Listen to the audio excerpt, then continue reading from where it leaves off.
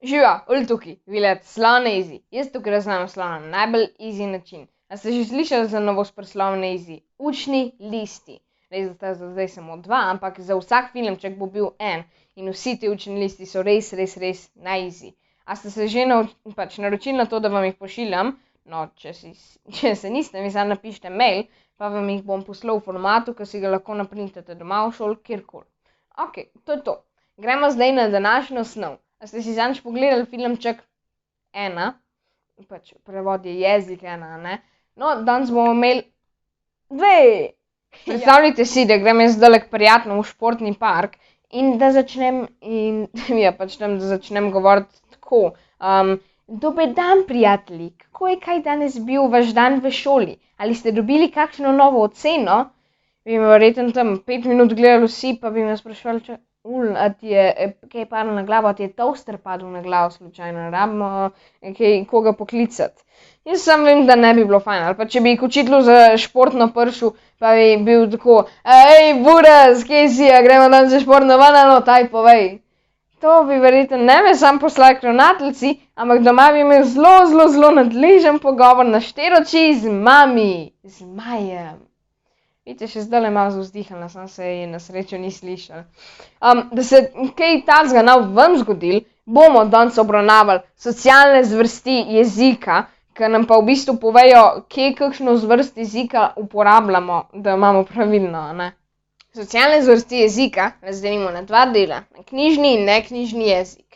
Torej, prvi del, knjižni jezik, bomo kar s tem začeli, ne. Že po naslovu lahko sklepamo, da knjižni jezik je nekako povezan s knjigami in knjige vemo, da so čisto slovnično in pravopisno pravilne, da dobesedno lektorje najamejo, da pregledajo knjige večkrat, da je vse tipi-topi, vse vejice, vse velike začetnice, čisto natančno tako.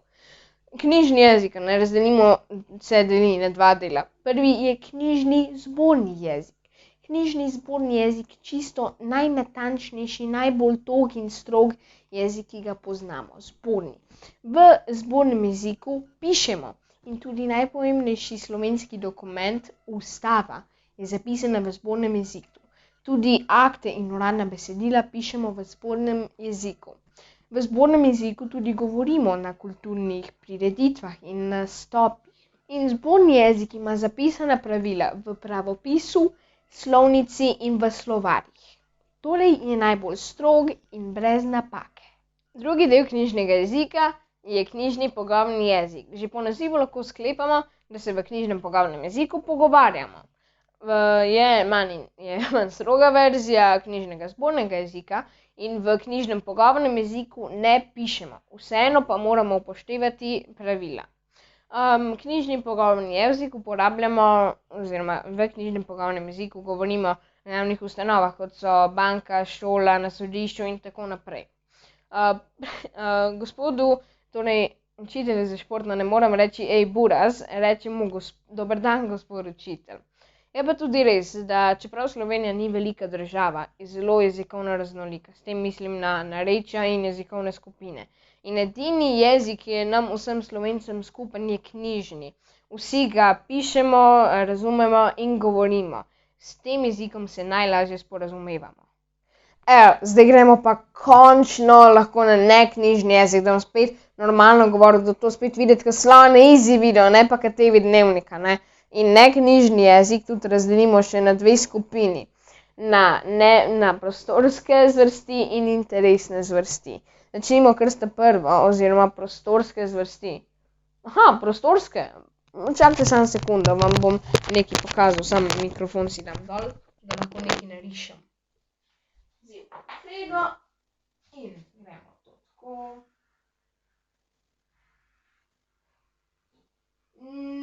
Ne bo glih najboljš videti.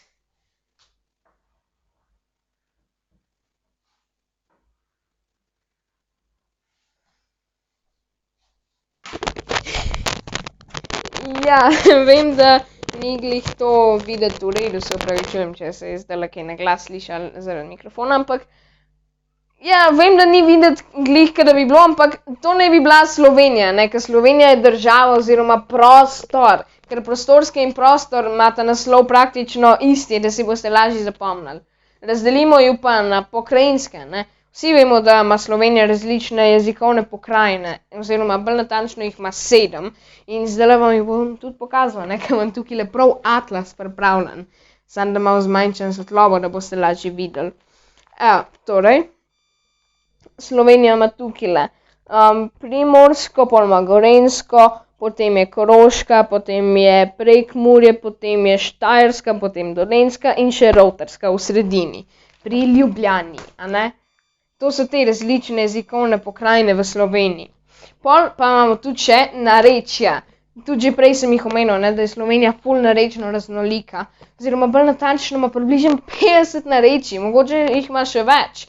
Je pa tudi res, da kar nekaj teh narečij med sabo pač si podobnih in tvorijo 7 različnih narečnih skupin. In da ste opazili 2 sedemki, to ni naključje. Zdaj pa še, v prostorskih zvrsteh ne pišemo, v prostorskih zvrsteh pa govorimo. Vse logično. Drugi del neknjižnega jezika so pa interesne zvrsti, ki jih pa razdelimo še na 3 dele. Prvi je žargon. Žargon je v bistvu jezik med ljudmi istega poklica ali pa istega hobija konjička.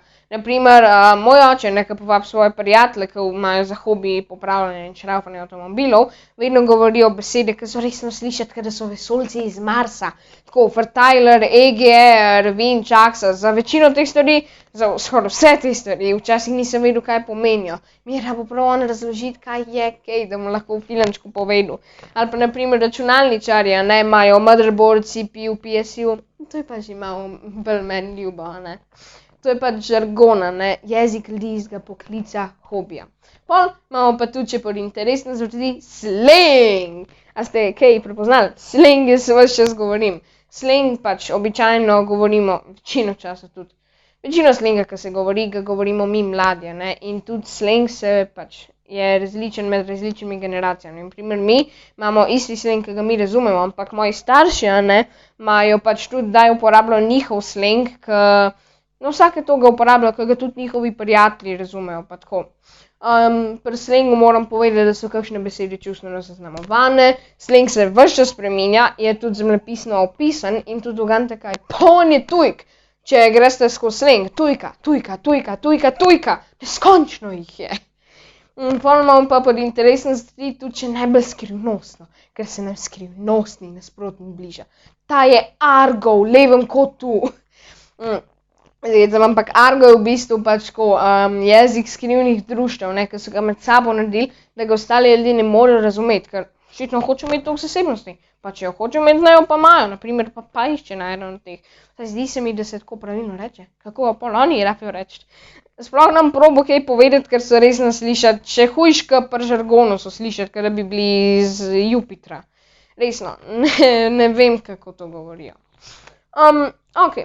Interesne zvrsti pišemo, oziroma v interesnih zvrsteh ne pišemo. In v interesnih zvrsteh itak da govorimo. Se je logično. Torej v neknjižnem jeziku ne pišemo, samo govorimo. Grem zdaj sam še na hitrico čez. Torej, knjižni jezik razdelimo na zborni knjižni, ki ima zapisana pravila, pišemo in govorimo. Potem imamo knjižni pogovorni jezik, ne pišemo, ampak samo govorimo. Je pikico manj strog zborni knjižni jezik, ampak vseeno upoštevamo pravila. Najknjižni jezik razdelimo na prostorske, vidite, Slovenija, na pokrajinske, ki je 7 pokrajin, in na narečja, ki jih je pa približno 50, ki se razdelijo tudi na 7 narečnih skupin. To ni naključje, da sta 2 sedemki. Pol imamo pa še interesne. Žargon, naprimer, je kompjuter, šravf, pa to, slang, so tujk, iste generacije, pa to. Argo je pa skrivnosten iz Jupitra, se spomnite. Za vse te socialne zvrsti jezika so itak da pravilne, samo treba je pač vedeti, kdaj katero socialno zvrst jezika uporabljati, da bo pravilno bila uporabljena, Ampak v glavnem, to je to. Upam, da vam je bil ta filmček všeč. Če vam je bil, ga mogoče všečkite in mogoče se naročite na YouTube kanal Slovnezi. Vse to je brezplačno. Ne pozabite na učne liste še, ampak upam, da se še kdaj drugič vidimo. Lepo se imejte. Čau!